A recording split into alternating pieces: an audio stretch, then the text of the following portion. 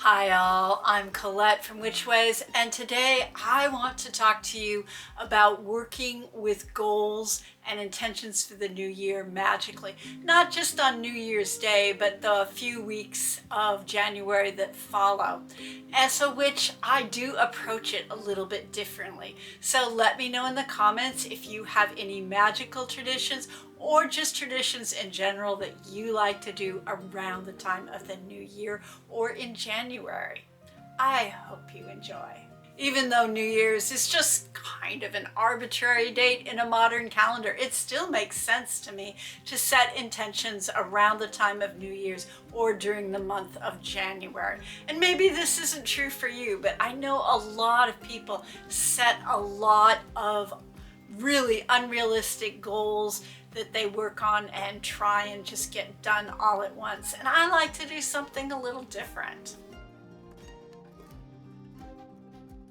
So after I spend some time celebrating Yule and solstice, I try to take at least several days, maybe a little more if I can, to just do things that are 100% necessary and have some downtime.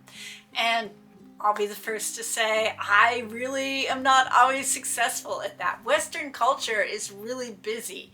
So then what I do try and do, though, if I can take that time, is I spend the time reflecting on what needs to shift in my life, what I want to accomplish.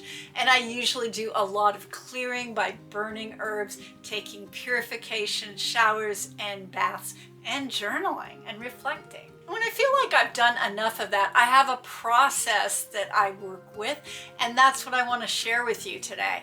As always, feel free to change it to make it work for you. Start by clearing yourself off with herbs or whatever way you like to do that, and try your best to be in a creative, playful, imaginative space. Put on inspiring music or whatever will help you. Then light a candle. Red is a really good color because it's associated with creativity and passion, but you can use any warm colored candle you like. Take a minute to center yourself and breathe, and ask any guides or spirit helpers you have to help you see what it is that you want to do or what you need to do in the coming year. Then without judgment, just write down everything that comes to mind, anything you could possibly do, any possible goals you want to set, and do that again without judgment as much as possible, and then just write as long as you need to.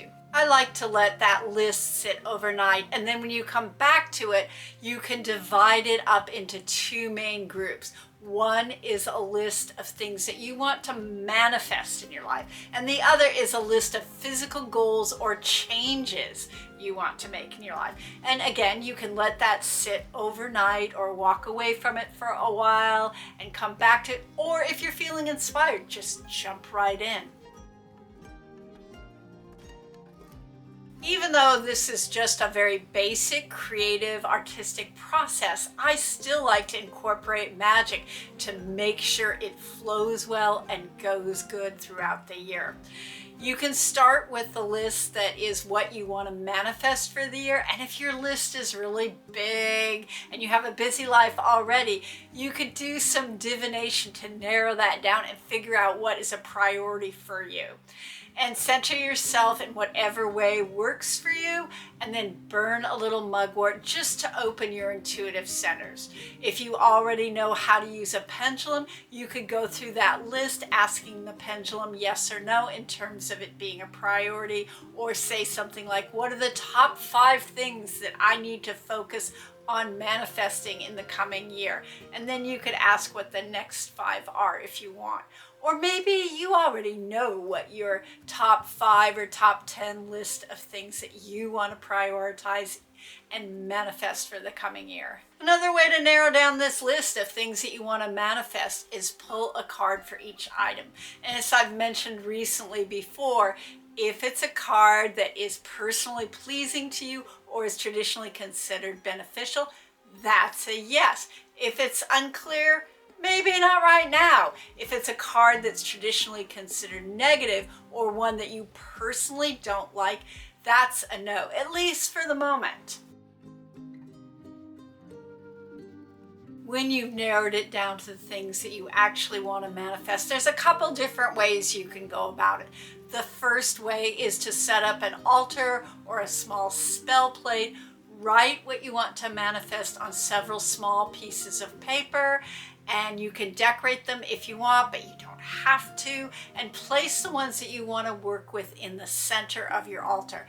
Then place a candle in a fireproof container over the things that you want to manifest. Then I surround the candle and those pieces of paper with some bay leaves to call in luck, success, and victory, cinnamon sticks to invoke helpful magical beings and to call in a little protection on my process of manifestation, and rosebuds or dried rose petals for making sure that the process of this manifestation that happens is going to be pleasurable and desirable. I like to rub the herbs between my fingers or between my hands before I lay them down on the altar and ask them to help me. Then light your candle and speak aloud or whisper the things that you want to manifest. And it doesn't have to be some big formal thing. It can be very casual. You can just name the things that you want to manifest and say something simple like, I ask you to help me, spirits and allies who have my best interest at heart, and then say thank you. Then let the candle burn all the way out. And here's another way you can do a manifestation spell for the new year. Take those pieces of paper and those herbs and layer them into a box or a container that you really like and you want to have tied up for at least half a year or maybe the whole year, and say what you hope to manifest, and again ask the herbs to help you. And then for this one, I like to light 5 candles near the box, kind of arranged in a star pattern or a pentacle shape, and then I let the candle burn all the way out. And here's one way to work with that other list, the list that has the things that you want to shift in your life. I think it's really helpful to focus on just a few, and you can do divination to narrow that down, or maybe you already know which ones are most important to you. One of the ways that I work with this differently than the traditional sort of New Year's intentions is I spread it out over the year. And so what I do is I look at a magical calendar that has a list of sacred holidays, and maybe there's a particular holiday or season that seems like it has the kind of energy that would really support you in making a change in your life. And then pencil into your calendar those times that you're going to work on that particular item that you want to shift. And you can also just use moon phases, which is pretty simple. You can use waning moon for releasing blocks to making that shift in your life, or just use waning moon for releasing habits that you no longer want in your life. And you can use the waxing moon for the things on your list that you want to have help you grow and change. Then when you see in your calendar that it's the right season, the right sacred holiday, or the right moon phase, you can start to carry it out. And you don't have to do a big ritual about it. For example, if it's something you're releasing, you can just write it on a piece of paper and burn the piece of paper in a fireproof container, asking any helpful spirits or allies to support you in the process and remind you to actually do the work. And if it's something that you want to achieve or a way in which you want to grow and change, again, you can just write it down on a piece of paper, place a bay leaf in the middle of that piece of paper, fold it in on itself until it's covered, ask any helpful spirits to support you in the process, and light a small candle. And while that candle is burning, you can go outside and bury that piece of paper. If you can, bury that piece of paper near a really large tree and envision that piece of paper composting into the earth and growing up magically into something big and helpful, and that will be helpful and beneficial to you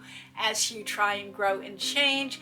or ask out loud for that to happen, and then let the candle burn all the way out. All right, let me know in the comments what kinds of New Year's practices you do, and if you find New Year's resolutions helpful or not.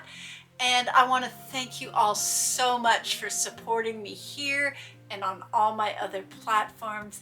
And I want to wish you all a wonderful new year. And please stay safe and be well.